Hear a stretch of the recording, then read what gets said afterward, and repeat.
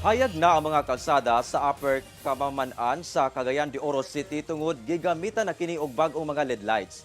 Apan, reklamo sa mga motorista tungod sulaw kini matag gabi nga peligro sa disgrasya. Ang detalye sa report ni James Paulo Yap.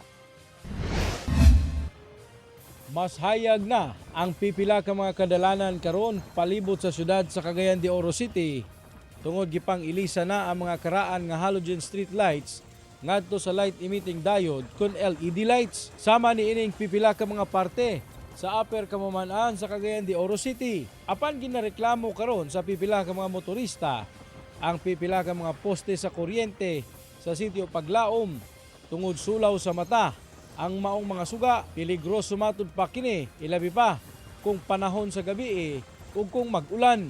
Sulaw kayo murag kuan ba murag siya kanamitang lightning. Kung makalitan ka.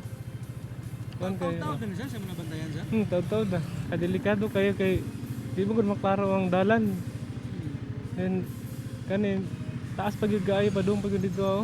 Dugang pa sa kalisod sa mga motorista ang patungas ug liko-liko nga dalan. Daling gipaabot sa GMA Regional TV1 Mindanao ang reklamo sa buhatan ni Cagayan de Oro City Mayor Rolando Uy.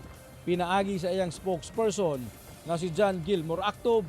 May pasalig kini nga hatagan gilayon og solusyon ang maong problema. Ato sa nang i-report una sa city engineering or sa city equipments nato kay naamanggoy areas no na sa atong mga barangay nga ang gi-own na no, naay mga projects sa mga barangay nga street lighting no basing sa ila na no, but rest assured maaksyonan na. Makig-alayon sab sila sa opisina sa barangay Camaman-an aron nga mabutangan una og mga warning signs ang maong lugar. Kauban si Makoy Sempron, James Paulo Yap, 1 Mindanao.